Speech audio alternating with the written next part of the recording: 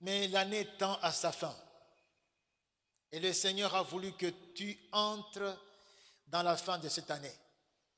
Et je m'empresse pour dire à l'un et à l'autre, bonne fin de l'an 2020. Attention au syndrome de Jonas.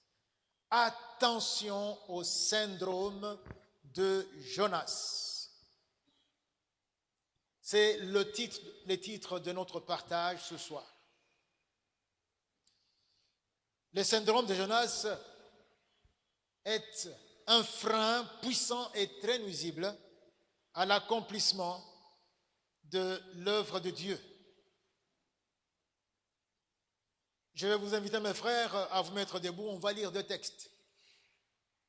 Deux textes que nous lirons. Le premier, dans le livre du prophète Jonas, au chapitre 1er, à partir du verset 1 jusqu'au verset 3. Jonas 1 à 3. Nous lirons l'autre texte juste après, il est dans le Nouveau Testament. Mais commençons avec Jonas. Jonas chapitre 1er, versets 1 à 3. La parole de l'Éternel fut adressée à Jonas, fils d'Amittai, en ces mots.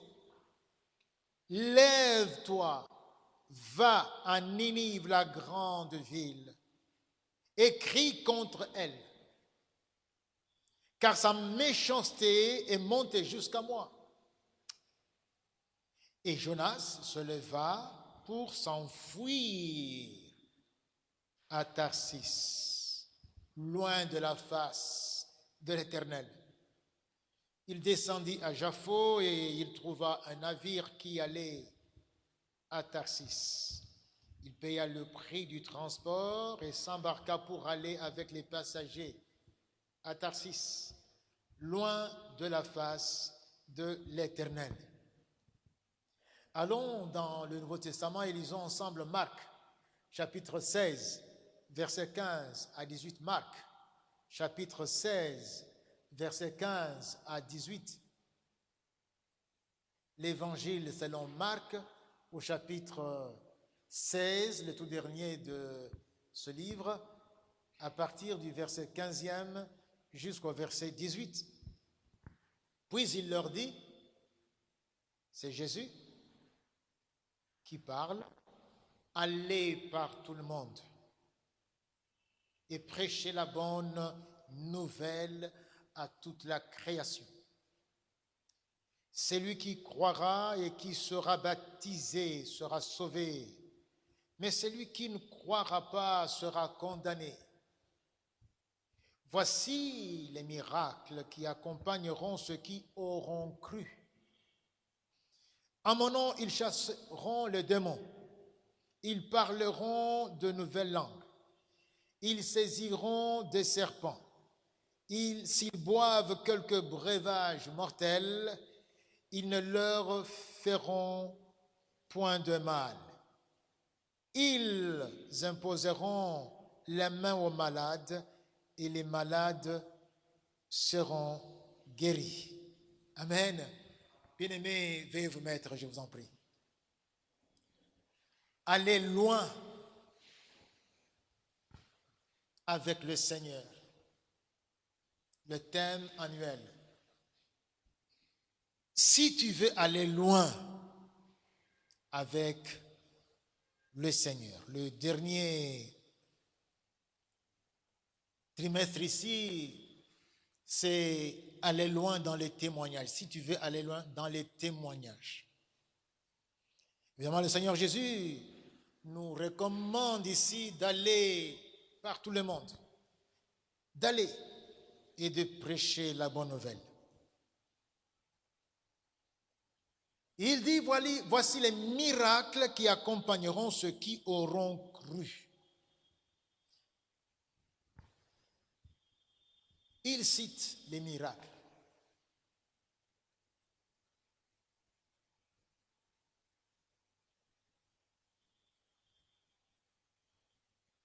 Les miracles qu'il cite relèvent de la puissance que procure le Saint-Esprit aux témoins de tous les temps.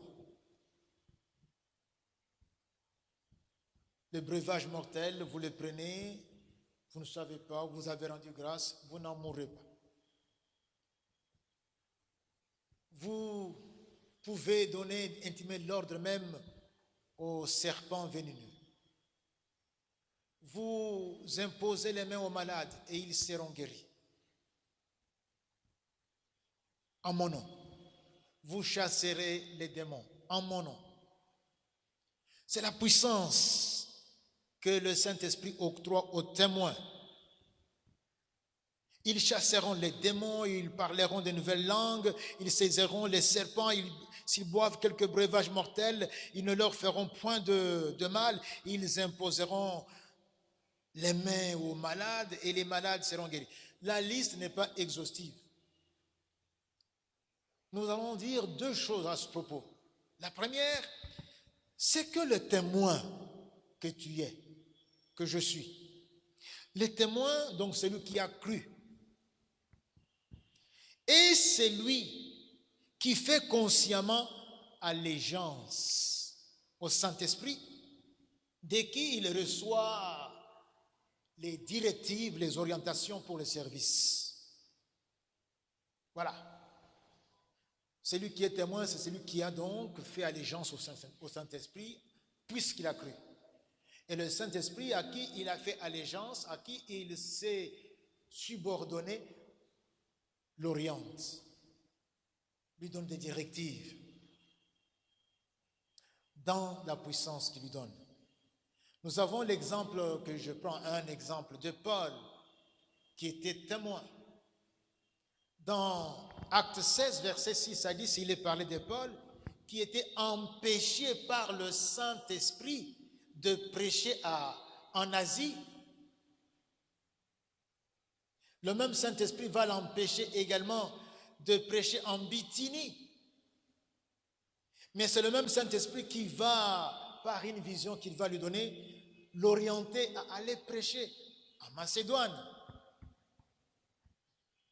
Paul est quelqu'un qui écoute le Saint-Esprit, avec qui il est en harmonie. Et la puissance et la sagesse et l'orientation du Saint-Esprit lui sont acquises. Le deuxième élément, c'est que c'est de cette façon et de cette façon seulement que la vie du témoin sera une lumière qui luise devant les hommes, une lettre lue, la lettre de Jésus, comme on l'a rappelé hier et avant-hier, qui sera lue afin que Dieu se glorifie, comme nous lisons dans Matthieu chapitre 16, afin que les hommes voient vos bonnes œuvres et glorifient votre Père qui est dans les cieux. Malheureusement, vous avez écouté, ce n'est pas le cas avec Jonas, fils d'Amitai. Ce n'est pas le cas. L'ordre est intimé à Jonas de la part du Seigneur d'aller où ça? À Ninive. Lui, Jonas, il se lève, descend à Japhon, il prend le bateau en direction de Tarsis. Si vous regardez Ninive, c'est vers le Grand Nord, c'est la capitale de la Syrie. Ninive, Israël est là vers la mer. Ninive, c'est la route de la caravane. On peut aller par la mer, mais ça sera pour retourner encore par les chameliers et arriver à Ninive. Mais il prend le bateau dans la direction opposée vers l'Espagne. Il prend la mer. Mes frères, l'individu Jonas n'est pas seulement dans l'opposition. Il est en train de baigner dans la rébellion. Il sombre dans la rébellion. Et cela ne plaît pas à Dieu, pas du tout. Osons le dire. J'aimerais bien qu'on ose le dire. Ce syndrome de Jonas que nous sommes en train de pointer du doigt ici, ce syndrome de Jonas qui caractérise pratiquement son type de ministère, nous guette, nous tous, en tant que serviteurs de Dieu de tous les temps. Et cela sous toutes les latitudes. Nous sommes guettés, nous sommes menacés par ce syndrome.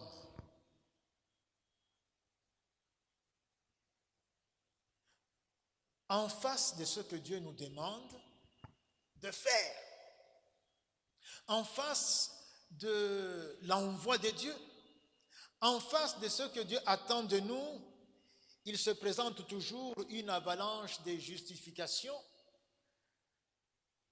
une litanie de prétextes que nous apporte Satan pour que nous nous détournions, pour que nous nous éloignions de là où Dieu veut nous voir en train de faire ce qu'il nous demande. Satan vient d'une façon tellement sournoise qu'on ne réalise pas. Dieu vous demande une chose et vous devez faire l'expérience. Directement, Satan vous donne des excuses. Non, il pleut. Écoute, tu peux rester. Ne va pas. Une bonne justification, un très bon prétexte. Non, tu es fatigué. Écoute, tu peux même l'autre mois, tu pourras aller. Non, écoute, tu as beaucoup de problèmes. Il y a les enfants qu'il faut envoyer à l'école. Dieu comprendra. Mets la dîme de côté. Utilise ça pour payer les frais. Beaucoup d'excuses, beaucoup de justifications. Je voudrais bien que nous soyons tous suffisamment lucides pour discerner de tout et afficher une farouche résistance à ce type de manœuvre dans lequel se plaît l'ennemi contre nous. Mon frère, ma soeur, c'est de ce syndrome de Jonas qu'il est question dans notre partage ce soir. Je vais en parler en 9 points. Je parle du syndrome de Jonas. Il a ses caractéristiques. Un syndrome qui est encore très actuel. Premièrement, ce syndrome vise à t'enlever toute immunité spirituelle par l'entremise de la désobéissance et te livrer en pâture à la merci de l'ennemi dans toutes sortes de pièges du diable. Nous avons une certaine immunité spirituelle qui fait que nous sommes à l'abri de toutes sortes de menaces, d'attaques spirituelles.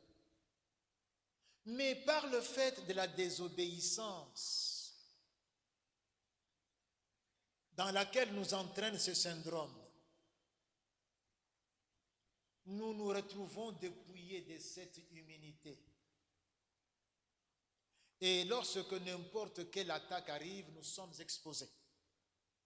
Lorsque n'importe quel petit sorcier du quartier veut attaquer, en tout cas nous sommes livrés.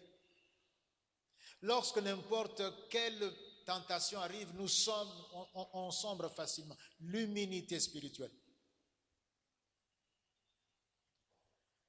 Mon frère, ma soeur, une fois que tu ne fais pas ce que Dieu te demande, tu sors de son plan pour intégrer un autre plan qui est celui du diable. Tu sors du plan de Dieu et tu es maintenant à la merci, à la disposition du diable. Jésus le dit dans d'autres mots dans Jean 15, versets 5 et 6, il dit « Je suis le cep, je suis le tronc d'arbre, je suis le cep, et vous êtes les sarments. » Je m'arrête là pour le verset 5. Verset 6, « Si quelqu'un ne demeure pas à moi, il est jeté dehors comme le sarment et il sèche. » Il sèche. Alors que, attaché à Jésus, tu prospères, tu portes des feuilles vertes, Tu produis les fleurs, les fruits. Mais en dehors, tu sèches, puis on ramasse les sarments, on les jette au feu et ils brûlent. Voilà ce que Satan a comme projet avec toi. C'est le cas de Judas. Il s'est détaché de Jésus, Judas. Et nous savons comment il a fini. Ses jours sur la terre, il s'est retrouvé pendu haut et court, il s'est pendu lui-même. Et c'est une très mauvaise façon d'entrer dans l'au-delà. Mon frère et ma soeur, ne te donne jamais la mort. Ça, c'est un boulevard que tu ouvres pour aller tout droit dans le feu éternel. C'est comme ça que Judas a fini ses jours. Deuxièmement, ce syndrome, le syndrome de Jonas, vise la fragilisation du serviteur de Dieu. Le fragiliser. C'est-à-dire, tout croyant né de nouveau. Donc, tout croyant qui est né de nouveau, le syndrome de Jonas vise à le fragiliser. À le fragiliser. De sorte que lui qui était fort, lui qui était zélé, lui qui était toujours ponctuel, commence à reculer, à être faible, à hésiter. Quand vous lui apportez même un cas, il dit non, non, non, non, demande à un autre de prier.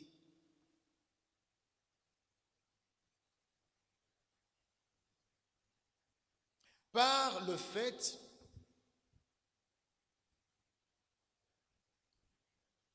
de la fragilisation qui est comme résultat de l'éloignement de Dieu. Puisque quand tu es dans le plan de Dieu, tu es avec Dieu. Et tu es dans le plan de Dieu tant que tu obéis. Une fois que tu désobéis, tu sors. Mais tu ne sors pas pour rester à côté. Satan te pousse encore plus loin. Et tu vas te retrouver davantage plus loin. Fragilisé. Puisque la source de notre force, c'est Dieu. Et puisque nous ne sommes pas à côté de Dieu, nous sommes fragilisés, nous sommes faibles, affaiblis. Vous savez, quand le poussin est à côté de la mère poule, il est en sécurité. Vous ne verrez pas quelques autres poules venir attaquer, non. Il est en sécurité tant qu'il est avec la mère poule.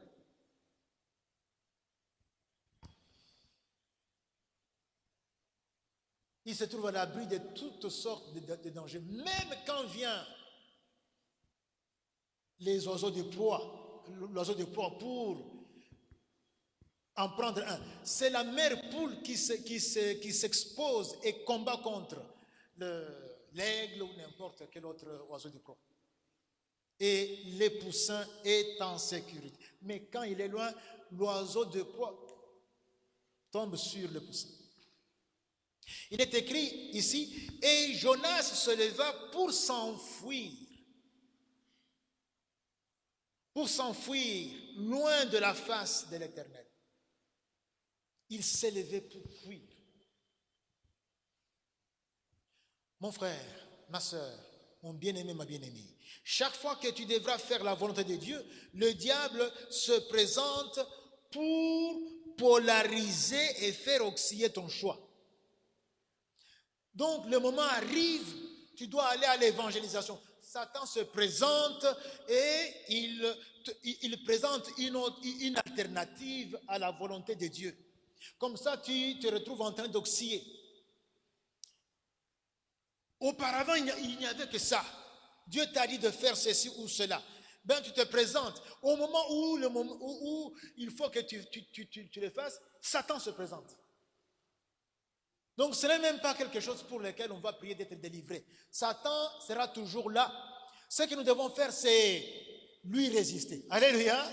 Avec une foi ferme. Satan sera toujours là pour nous détourner de ce que Dieu veut que nous fassions. Ne soyons pas étonnés. C'est ce qu'il fera jusqu'au dernier jour. À Jésus, cela est arrivé. Vous vous souviendrez que lorsque le Seigneur s'apprêtait à commencer le ministère, il s'en est allé à la retraite, là, au désert. Et Satan trouve au dernier jour que c'était le moment où il devait en tout cas faire osciller la volonté du Seigneur. Il vient lui demander de le détourner de ce qu'il devait faire pour qu'il soit à son service, car, voyez-vous, il demande de l'adorer. Finalement, et on sert celui qu'on adore. Donc il devait courir après les gloires du royaume de ce monde, la gloire des royaumes de ce monde. Ce qui nous attire, ce qu'il nous miroite. Et Jésus lui a réservé une fin de non-recevoir catégoriquement. C'est ce que nous devons aussi faire.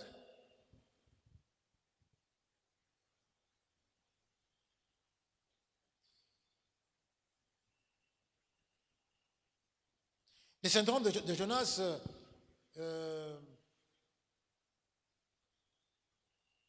se révèle aussi dans le zèle amer.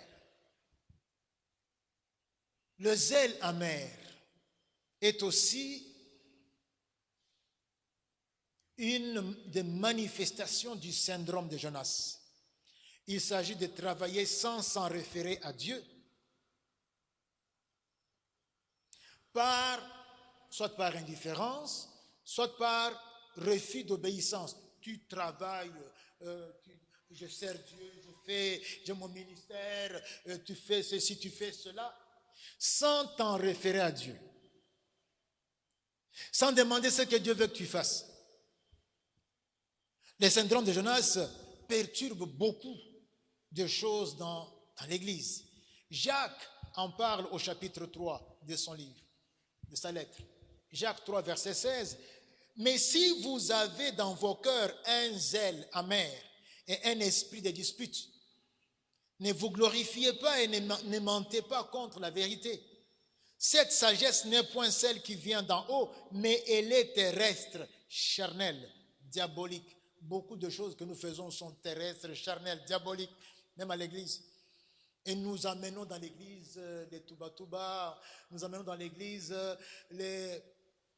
la vantardise, nous amenons dans l'église les jalousies. Pourquoi? Parce que nos motivations sont charnelles. Nous amenons le monde dans l'église, on amène dans l'église des habillements indécents. On amène dans l'église même la sorcellerie. On amène dans l'église des choses qui sont même innommables dans les milieux de gens bien, de gens tout simplement bien éduqués. Mais nous osons amener ça dans l'église, car là où il y a un zèle amer et un esprit de dispute, il y a du désordre et toutes sortes de mauvaises actions. Vous trouverez dans telle église, dans telle église, flirter dans telle église, dans telle église. Ce sont des mauvaises actions. Vous dites, moi je sers, j'appartiens à telle église, vous nommez même le pasteur, même la dénomination, ça ne dit rien. Vous êtes pire que celui-même qui ne vient pas dans l'église. C'est aussi le syndrome de Jonas, le zèle amer. Faire ce que je veux. Regardez, Dieu veut que tu fasses ceci. Va à Nénive, toi tu dis non, moi je veux aller à Tarsis. Tu fais ce que tu veux. Tu ne consultes pas Dieu. Tu n'as pas besoin de lui et par conséquent tu fais n'importe quoi. Cinquièmement, le syndrome de Jonas fait que la personne dit oui et ne fait pas. Oui, tu es là, tu as dit oui, je vais le faire. Et puis tu ne fais pas.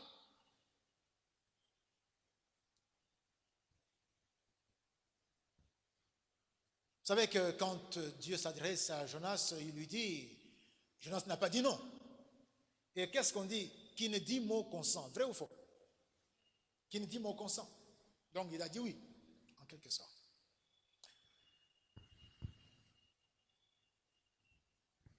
Le Seigneur Jésus parle d'un homme qui avait 2 fils. Et s'adressant au premier, il dit, mon enfant, va travailler aujourd'hui dans ma vigne. Il répondit, je ne veux pas. Je ne veux pas. Naboy. Ensuite, il se repentit et il alla. Ah, c'est quand même papa, qu'est-ce que je me suis comporté d'une façon aussi pas recommandable. Je vais travailler. Il est parti travailler. Comme il avait dit, je ne veux pas, s'adressant à l'autre, il dit la même chose. Ce fils répondit, je veux bien, Seigneur. Et il n'alla pas à Kendate. Alléluia. Non, ça là. Non, papa, non. Pas de souci, je vais aller à Kendate. Mes frères et sœurs, ça c'est l'incohérence qu'il y a entre le dire et le faire dans beaucoup de ce que nous sommes, dans beaucoup de ce que nous faisons. Je voudrais nous inviter à revisiter. Dis au voisin, révisitation. Dis-lui ça. Ah oui. On va revisiter les résolutions prises au début de l'année 2020. Quelles sont les résolutions? Moulelengesi là. Qu'est-ce que tu avais dit à Dieu? Qu'est-ce que tu avais peut-être dit à ta famille?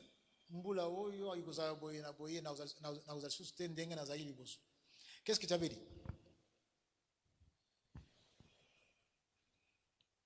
Nos engagements, surtout pas les souscriptions,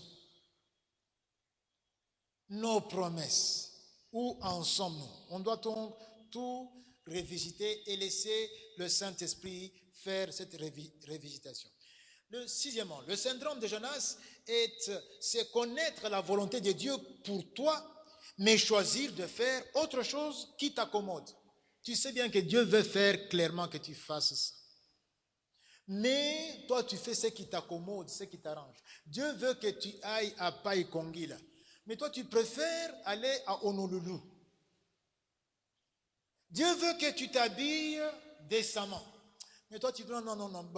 Ils vont dire que Nasota. Tu veux plaire aux hommes et non à Dieu. Mon bien-aimé, qu'il n'en soit point ainsi. Quand le Seigneur Jésus-Christ nous apprend à prier, il nous recommande de dire ceci. Matthieu 6,10, que ton règne vienne. Que ta volonté soit faite sur la terre comme au ciel. Et dans ce domaine de rechercher la volonté de Dieu, Jésus lui-même nous montre ce qu'il faut faire. Il dit dans Jean 6,38, car je suis descendu du ciel pour faire non ma volonté, s'il vous plaît, mais la volonté de celui qui m'a envoyé. La volonté de celui qui m'a envoyé, de Dieu,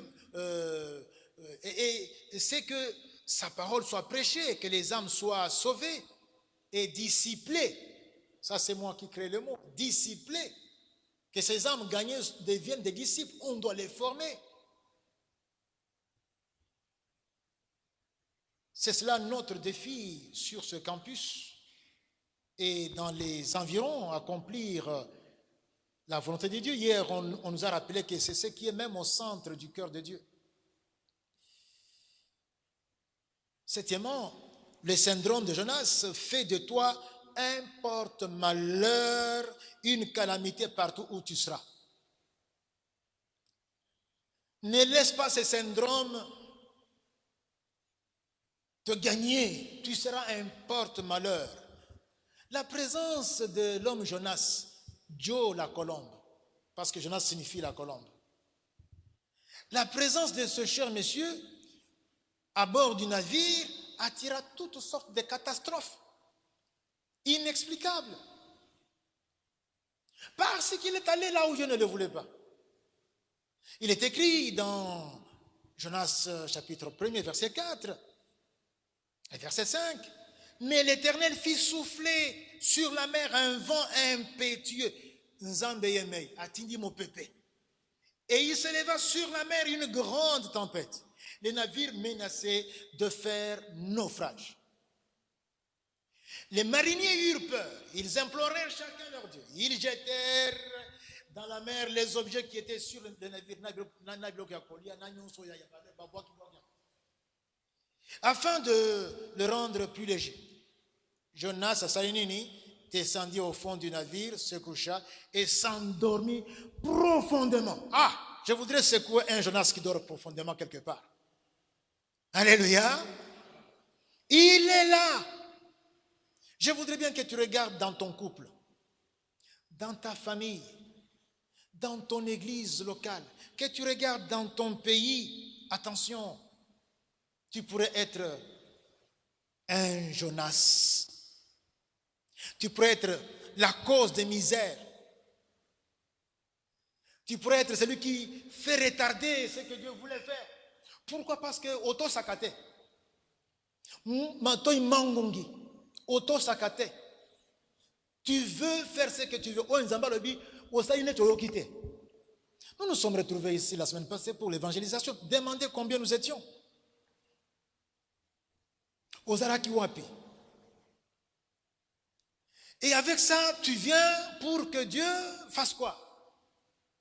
Oh yes, en tout cas au sondoli ango avec un coup de pied. Tu ne veux même pas qu'on te parle de ça. Tu as plusieurs autres choses.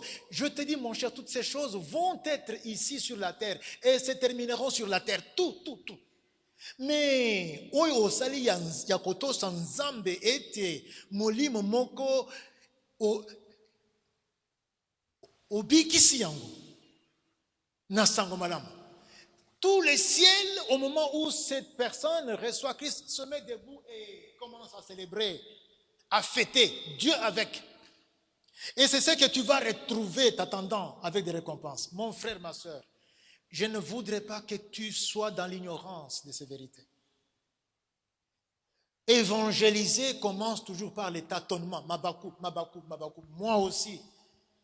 Même lorsque nous sommes allés pour évangéliser, le premier jour, j'avais évangélisé dans un bus puisque je n'avais pas eu le temps de venir ici. Quand je remontais, j'ai évangélisé. Le deuxième jour, nous sommes allés. Mais lorsque nous évangélisions, je sentais que la machine bloquait. Pourquoi? Parce qu'il y avait longtemps que je m'étais mis dans cet exercice. Donc, Mabako est kozangate, mais quand tu continues, le Saint-Esprit est là pour montrer qu'il y a une sale. Est-ce qu'on peut dire amen à ça? Je ne le dis pas pour vous culpabiliser. Non, c'est pour que vous ne soyez pas désillusionnés. Au cause de la temps, il est content de moi. Non, il est triste. Kotalela oyo ezali na kati na motema na ye kobikisa milimo.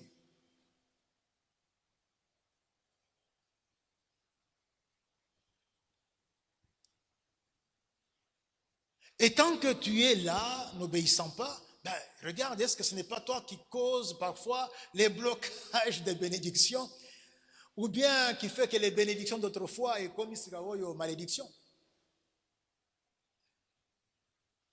Par contre, je t'appelle, je te recommande, je t'exhorte à imiter quelqu'un dans les Écritures. Il s'appelle Paul. Qui, lui, Paul, quoique prisonnier, était néanmoins dans la volonté de Dieu. Et c'était à cause de la volonté de Dieu qu'il était en train d'accomplir qu'il se retrouve embarqué comme prisonnier vers Rome. Et l'embarcation était en péril. À cause de lui, que dis-je? Grâce à lui, tous les voyageurs babiki étaient sauvés. Grâce à Paul. Dans Actes chapitre 27, verset 24, c'est Paul qui parle. Mais on commence par le verset 22. Maintenant, je vous exhorte à prendre courage, car aucun de vous ne périra. Il n'y aura de perte que celle du navire. Un ange du Dieu à qui j'appartiens et que je sers m'est apparu cette nuit. Et m'a dit, Paul, ne crains point, il faut que tu comparaisses devant César. Et voici, Dieu t'a donné tous ceux qui naviguent avec toi. Alléluia. Alléluia. Nzambe apesi yo ba oyo nyonso ozali kosala na bango mobembo elongo. Tu es celui à cause de qui Dieu a l'attention focalisée sur cette embarcation, à cause de toi. Je voudrais que le Seigneur Dieu le dise pour chacun de nous ici, partout où nous sommes. Que à cause de toi, nako pambola, et siko ya mosala, oya malamu ekoya awa. Et puis, ça sera un service qui va attirer l'attention de tous. Vous serez, à cause de toi, la maison que tu habites sera bénie. Le quartier que tu habites sera un quartier visité. À cause de toi, je vais empêcher que le coronavirus puisse entrer dans votre pays. Ezalabongo. Ça, c'est Paul. Oui. Pourquoi? Parce que Paul était en train de vivre pour la volonté de Dieu. Je veux, mon frère, ma soeur, qu'il en soit ainsi pour chacun de nous ici. Est-ce que je parle à quelqu'un? 8. Le syndrome de Jonas ouvre les portes au diable. Nous empêche de voir les choses comme Dieu les voit. On n'est plus sur le même diapason. On ne saisit plus les réalités comme Dieu les saisit. Et nous rend vulnérables à toutes les crises qui arrivent. Quand Dieu pardonne à Ninive, après que Jonas, qui était avalé par les poissons et puis vomi, finalement il va à Ninive, il crie ce qu'il devait crier encore. Il a son message, un message contre Ninive, il crie contre Ninive. Et Ninive se répand. Mais alors, quand Dieu pardonne à Ninive, après que Ninive se soit repenti, Jonas se fâche. Se fâche et réagit drôlement. Jonas 4, versets 1 à 4. Cela de plus fort à Jonas, et il fut irrité. Il implora l'Éternel et dit, ah Éternel, n'est-ce pas ce que je disais quand j'étais encore dans mon pays? C'est ce que je voulais prévenir en fuyant vers Tarsis. Car je savais que tu es un Dieu compatissant et miséricordieux, lent à la colère et riche en bonté, et qui te répand du mal. Maintenant, Éternel, prends-moi donc la vie. La mort m'est préférable à vivre. Et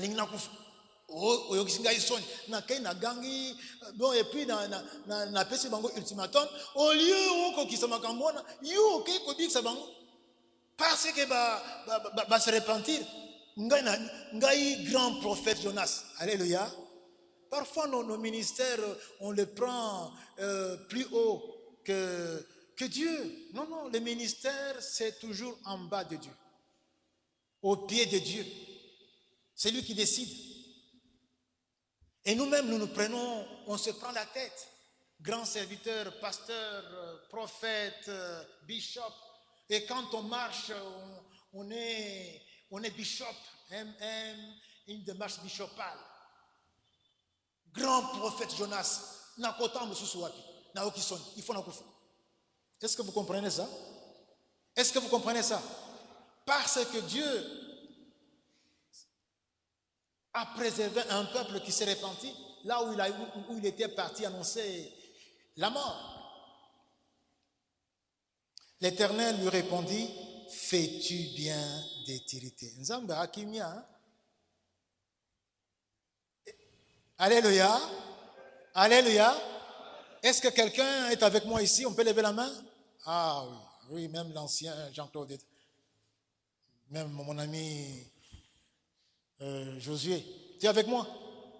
Dis, regardez ce qui arrive ici. Non, il est mal à l'aise. Pourquoi? Parce qu'il n'était plus au même diapason avec Dieu, à cause du fait de la désobéissance. Plus loin, la même question lui est posée au sujet du raisin qui était séché. Dieu lui pose la même question. Dieu, avec toute douceur, il a l'empathie, il a même l'ascendance, il comprend son serviteur, mais il lui dit dans Jonas 4, verset 9 et 11, Dieu dit à Jonas, fais-tu bien de t'irriter à cause du ricin ou kaouki? Écoutez la réponse. Je fais bien de m'irriter jusqu'à la mort. Je fais. Donc c'est un rebelle. Un rebelle. Ce n'est plus quelqu'un qui est opposé. Il est rebelle. Je fais bien de m'irriter jusqu'à la mort. Donc, autrement dit, tue-moi, Makambo ici là. L'Éternel dit, tu as pitié du ricin qui ne t'a coûté aucune peine et que tu n'as pas fait croître, qui est né dans une nuit et qui a péri dans une nuit. Et moi, je n'aurai pas pitié de Ninive, la grande ville. Jonas, en tout cas, aux ans Ninive, la grande ville dans laquelle se trouvent plus de 120 000 hommes. Nous sommes ici au 8e siècle avant Jésus-Christ, qui ne savent pas distinguer leur droite de leur gauche, et des animaux en grand nombre.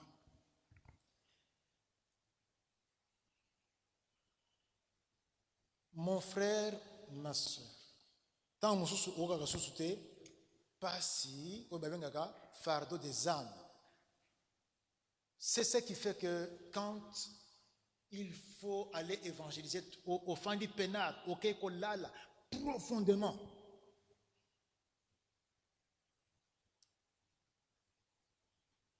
Dieu, lui, souffre. Et je ne sais pas, moi, à sa place, je serais en train de regretter même d'avoir choisi l'homme comme méthode pour cette œuvre, puisqu'il pouvait envoyer les anges. Mais il veut nous faire associer à cette mission qui est la sienne, puisque nous sommes ses enfants, nous sommes plus que les anges. Nous sommes les enfants. Et c'est un travail noble, c'est son travail. Si tu ne pars pas gagner les âmes, c'est que tu n'as pas dans ton cœur les mêmes préoccupations que Dieu. Le 9e point pour terminer, le syndrome de Jonas conduit à la procrastination. Procrastination, ezali nini. Procrastination, c'est pour diverses raisons remettre toujours ce qui devait être fait maintenant à plus tard. Plus tard. Alors que tu peux le faire maintenant. Alors que Nzamba aza kozela okende. Alors que Nzamba aza kozela oloba. Alors que Nzamba aza kozela osala. Toi tu dis plus tard. Et ça caractérise. C'est comme en partant vers Tarsis, il voulait que bon ça on verra plus tard. La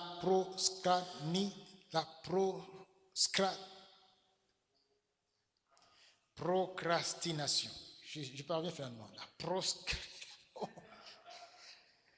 En tout cas, c'est remettre à plus tard. Lobby. Non. La procrastination. Le Seigneur Jésus condamne ce syndrome de Jonas avec plusieurs paraboles. J'en ai pris un. On va terminer par là. Matthieu 24, 45 à 51. Quel est donc le serviteur? J'ai dit Matthieu 24, 45 à 51. Matthieu 24, 45 à 51. Quel est donc le serviteur fidèle et prudent que son maître a établi sur ces gens pour leur donner la nourriture au temps convenable? Heureux ce serviteur que son maître, à son arrivée, trouvera faisant ainsi. Je vous le dis, en vérité, il l'établira sur tous ses biens. Mais si c'est un méchant serviteur qui dise en lui-même, mon maître tarde à venir, s'il se met à battre ses compagnons, s'il mange et boit avec les ivrognes, le maître de ce serviteur viendra le jour où il ne s'y attend pas et à l'heure qu'il ne connaît pas. Il le mettra en pièces et lui donnera sa part avec des hypocrites. C'est là qu'il y aura des pleurs et des grincements des dents. Tu es ce serviteur que Dieu a établi sur d'autres serviteurs, sur tes compagnons, pour leur donner la nourriture en temps. Je vais conclure. Le bon serviteur s'est affranchi du syndrome de Jonas. Il est au poste à temps et donne la nourriture à d'autres serviteurs au temps convenable. Il va être établi sur tous les biens de son maître. Tu vas régner avec Dieu, mon frère, ma soeur. Le méchant serviteur baigne dans le syndrome de Jonas et s'y plaît bien, allègrement, avec la litanie des justifications que Satan lui apporte. Satan fabrique des prétextes et toi tu reçois ça, tu reçois et tu justifies le fait que tu ne sois pas au poste. Il ne donne pas à manger à ceux sur qui il est établi, que ce soit dans ta maison, que ce soit dans ton église, dans le quartier, dans le voisinage, là où tu travailles. Toutes ces personnes, Dieu t'a établi sur elles. Il les frappe et se livre à des distractions à cœur joie. Bref, il remet à plus tard l'essentiel. Ce pourquoi Dieu lui a réservé le souffle de vie aujourd'hui. Mon frère, ma soeur, je voudrais te dire que pour que tu fasses ce que tu remets à plus tard là. Et Dieu attend que tu te repentes.